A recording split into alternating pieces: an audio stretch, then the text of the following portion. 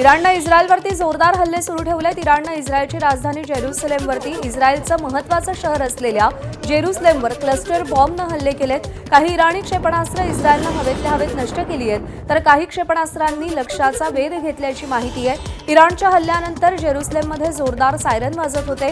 जेरुसलेममधल्या बेत शेमेश भागात हानी झाल्याची माहिती आहे। जेरुसलेममध्ये एका तासात तब्बल 4 वेळा हल्ल्याची सूचना देणारे सायरन वाजलेले। इस्रायलचे पंतप्रधान बेंजामिन नेतन्याहू यांनी या युद्धाची 3 उद्दिष्टे जाहीर केली आहेत। इराणला अण्वस्त्रधारी राष्ट्र बनण्यापासून रोखणं, बॅलिस्टिक क्षेपणास्त्रांचं संकट टाळणं आणि इराणच्या जनतेचं स्वातंत्र्य यासाठी हे युद्ध सुरू असल्याचं नेतन्याहूंनी म्हटलंय।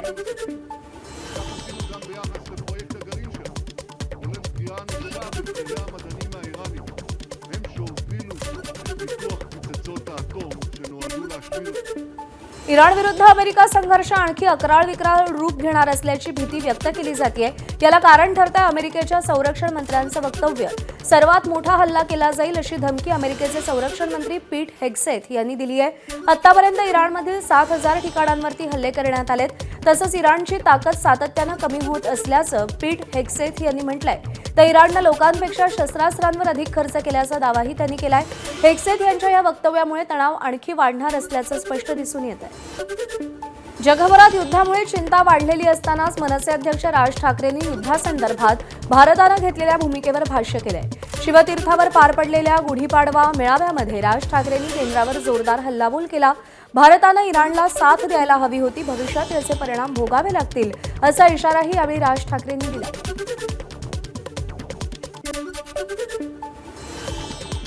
जो इराण इतकी वर्ष आपल्याला साथ देत होता,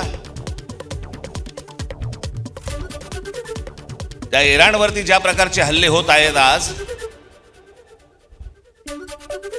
आपण इराणला साथ द्यायला पाहिजे होती।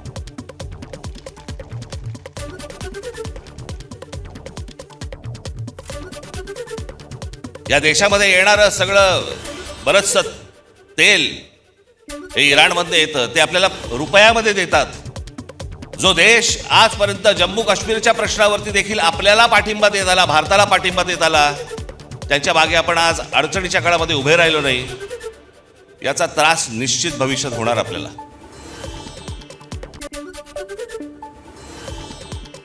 युद्धाचा फटका साखर उद्योगाला बसतोय। सरकारनं साखर निर्यातीची परवानगी दिली, मात्र युद्ध सुरू असल्यानं भारताची साखर मोठ्या प्रमाणात समुद्रात अडकून असल्याचं साखर संघाचे अध्यक्ष हर्षवर्धन पाटील यांनी एबीपी माझाशी बोलताना सांगितलं। साखर उद्योगाशी निगडीत एक महत्त्वाची बैठक सोमवारी मुख्यमंत्र्यांसोबत होणार आहे। तर पुढचा सीझन सुरू करायचा असेल तर सरकारनं मदत करणं आवश्यक असल्याचं राष्ट्रीय साखर महासंघाचे अध्यक्ष हर्षवर्धन पाटील म्हणाले। साखर उद्योग अडचणीत आहे, त्यामुळे सरकारनं 500 रुपये अनुदान प्रति टन द्यावं, तसंच राज्य सरकारकडे 7 मागण्या करणार असल्याचं हर्षवर्धन पाटील यांनी सांगितलंय। तर आगामी काळात अमित शहा यांना भेटून आम्ही 3 मागण्या करणार असल्याचं ते म्हणाले। युद्धाचा फटका साखर उद्योगाला देखील बसत असल्याचं त्यांचं म्हणणं आहे। साखर उद्योगातील विविध अडचणींसंदर्भात मुख्यमंत्र्यांसोबत एक बैठक सोमवारी पार पडते आणि याच विषयी बोलण्यासाठी साखर संघाचे राष्ट्रीय अध्यक्ष हर्षवर्धन पाटील आपल्यासोबत आहेत। खरं तर काही दिवसापूर्वी तुम्ही या संदर्भात भाष्य केलं होतं की काय नेमक्या साखर उद्योगापुढच्या अडचणीत आणि त्या निमित्तानं तुमची मुख्यमंत्र्यांची बैठक आहे। नाही, मी मागच्या 8 दिवसापूर्वीच आपल्या एबीपी माझाला पण मी सगळी गोष्ट विस्तारानं सांगितली होती आणि आम्ही मुख्यमंत्र्यांना एक पत्र दिलं होतं। त्या पत्रानुसार सोमवारी दुपारी 2 वाजता विधान भवनच्या मंत्री समितीच्या सभागृहामध्ये ही बैठक लागलेली आहे। आम्ही त्यांना एक 7 विषय दिले त्यांच्यासमोर चर्चा करण्यासाठी। एक तर महाराष्ट्रामध्ये शेतकऱ्यांची FRP ही जवळपास 7000 कोटीपर्यंत द्यायची राहिलेली आहे। कामगारांचे पगार 600 कोटीपर्यंत द्यायचे राहिलेले आहेत आणि तोडणी वाहतुकीचे जवळजवळ 1800 कोटी रुपये द्यायचे राहिलेले आहेत। शेतकरी अडचणीत सापडलेला आहे आणि साखरेचे दर MSP वाढवणं, इथेनॉलच्या किमती दर वाढवणं, इथेनॉलचा कोठा वाढवणं, कर्जाचं पुनर्गठन करून देणं, नव्यानं कर्ज उपलब्ध करून देणं, त्याचबरोबर आत्मनिर्भर योजनेसारखी एखादी योजना आणून 2 वर्षे मॉनिटरिंग, 10 वर्षाची परतफेड आणि काही केलं तरी भांडवली गुंतवणूक ही आपल्याला आणि वर्किंग कॅपिटल ही अडचण आहे। नाहीतर पुढच्या वर्षीचे सीझन सुरू करायला मला वाटत नाही फार अडचणी सगळ्याच साखर उद्योगासमोर आहेत। Camera person Shreyas Jaydeep Bhagat, ABP Majha, Indapur. संभाव्य इंधन टंचाईच्या पार्श्वभूमीवर धुळे जिल्ह्यातील बारीपाडा, मोहगाव, सावडीपाडा या 3 गावांनी इंधन बचतीसाठी पुढाकार घेत एलपीजी गॅसचा वापर पुढच्या 6 महिन्यांसाठी बंद करण्याचा निर्णय घेतलाय। या निर्णयासाठी विशेष बैठकीत 3ही गावातील ग्रामस्थ, सरपंच, उपसरपंच आणि विविध संस्थांचे पदाधिकारी मोठ्या संख्येने उपस्थित होते। देशहित सर्वोच्च ही भूमिका घेत सर्वानुमते ठराव मंजूर करण्यात आला। गावकऱ्यांनी पारंपरिक चुली, लाकूड आणि गोवऱ्यांचा वापर करण्याचा निर्णय घेतला असून धूरमुक्त चुली आणि पर्यावरणपूरक इंधन वापरावरही भर दिला जाणार आहे।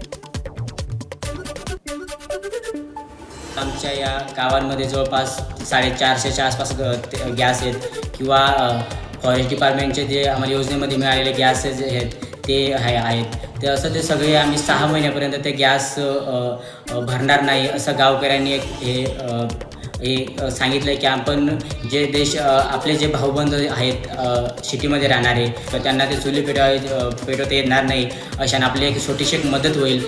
त्या अनुषंगाने आम्ही गॅस घेणे 6 महिन्यापुरतं बंद केलं आहे। नाशिकच्या सिन्नर शहर आणि ग्रामीण परिसरात काल संध्याकाळी हवामानात अचानक बदल होऊन अवकाळी पावसानं जोरदार एंट्री केली। कडक उन्हाच्या चटक्यानंतर अचानक आलेल्या पावसामुळे सर्वसामान्य नागरिकांची मोठी धावपळ उडाली तर शेतकऱ्यांचीही तारांबळ झाली। ग्रामीण भागात या पावसानं शेतकऱ्यांच्या तोंडचं पाणी पळवलं असून कांदा, गहू आणि हरभरा ही पिकं काढणीच्या अवस्थेत असताना आलेल्या या पावसानं या पिकांचं मोठं नुकसान झालं। पीक हातातून जाण्याची भीती शेतकरी वर्गातून व्यक्त होती। नाशिकमधील देवळा तालुक्यातील उमराणे परिसरात काल संध्याकाळी अचानक हवामानात बदल झाला। गारांसह मुसळधार पावसानं हजेरी लावली। या अवकाळी पावसामुळे काढणीला आलेल्या कांदा, द्राक्ष आणि डाळिंब पिकांना मोठा फटका बसण्याची शक्यता असून शेतकरी वर्ग चिंतेत सापडलाय। दरम्यान जोरदार पावसामुळे आठवडे बाजारात धांदल उडाली आहे तर काही भागात वीज पुरवठा खंडित झाल्यानं अंधाराचं वातावरण पाहायला मिळालं। मालेगाव शहरासह परिसरात काल वादळी वाऱ्यासह जोरदार गारपीट झाली। या अवकाळी पावसामुळे नागरिकांची मोठी तारांबळ उडाली असून जोरदार वाऱ्यामुळे अनेक ठिकाणी झाडं रस्त्यावर कोसळली आहेत। या नैसर्गिक आपत्तीचा सर्वाधिक फटका कांदा आणि इतर पिकांना बसला असून शेतकरी पुन्हा एकदा संकटात सापडलाय। दरम्यान बस स्थानक परिसरात पावसानं प्रवाशांचीही मोठी धावपळ उडवली। जळगावच्या 40गाव तालुक्यात पुन्हा एकदा वादळी वाऱ्यासह अवकाळी पावसाने हजेरी लावली। या पावसानं पिकांचं मोठं नुकसान झालंय। काल संध्याकाळी 6 ते 7च्या दरम्यान अचानक वादळी वारा आणि जोरदार पाऊस सुरू झाला। ऐन काढणीच्या तोंडावर आलेली मका, गहू, हरभरा, ज्वारी, केळी, मोसंबी या पिकांचं मोठं नुकसान झालंय। 40गाव तालुक्यात प्रामुख्यानं दहिवद, राजमाने, दरेगाव, धामणगाव आणि लोंढे या गावामध्ये वादळी वारा आणि पावसाचा जोर होता। या भागातल्या पिकांचं मोठं नुकसान झालंय। या पावसामुळे आणि या गारपिटीमुळे शेतकऱ्यांच्या शेतात नाही तर शेतकऱ्यांच्या डोळ्यात जास्त पाणी आहे। जिल्हा प्रशासनाला आणि महाराष्ट्र सरकारला एक विनंती आहे की आपण तात्काळ पंचनामे सुरुवात करावी आणि लवकरात लवकर शेतकऱ्यांना योग्य ती भूमिका घ्यावी। अहिल्यानगर जिल्ह्यातील पारनेर तालुक्यातील ढवळपुरी आणि परिसरात वादळी वाऱ्यासह गारपीट झाली। हवामान विभागानं 16 ते 20 मार्च दरम्यान अहिल्यानगर जिल्ह्यामध्ये मेघगर्जनेसह वादळी पावसाचा अंदाज वर्तवला होता। त्यानुसार काही भागात हलका तर काही भागामध्ये वादळी पाऊस झाला। जोरदार पावसामुळे शेतकऱ्यांची चिंता वाढली आहे। अहिल्यानगर जिल्ह्यात कांदा काढणीला आलेला गहू, हरभरा, भुईमुग, तूर पिकांसह चारा पिकांचंही मोठं नुकसान झालंय।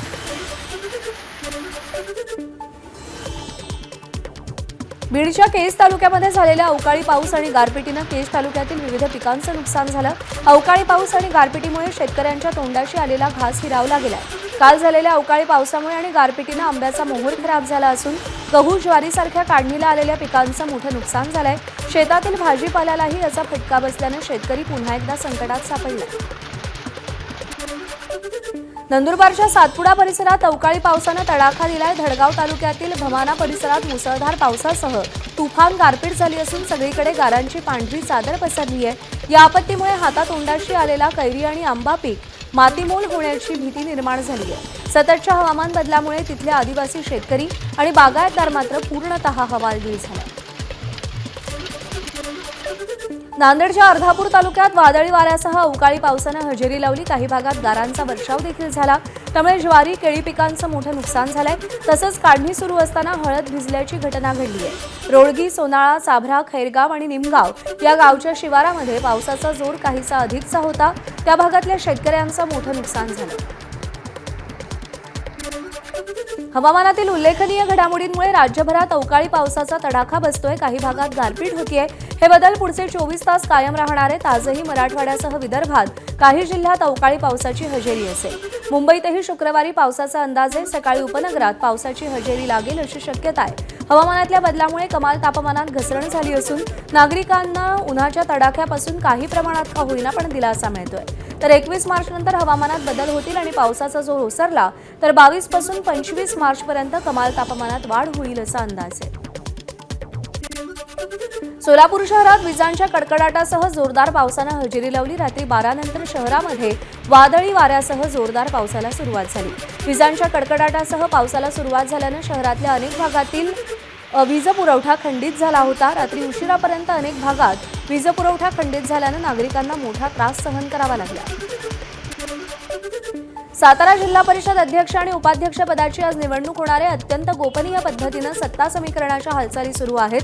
राष्ट्रवादी आणि शिवसेनेनं जिल्हा परिषद सदस्यांना गेल्या 35 दिवसांपासून अज्ञात स्थळी हलवलं होतं. त्यामुळे अज्ञात स्थळी असलेले 36 सदस्य सत्ता स्थापन करणार का की यातील काही सदस्य भाजपच्या गळाला लागणार याकडे सगळ्यांचं लक्ष आहे.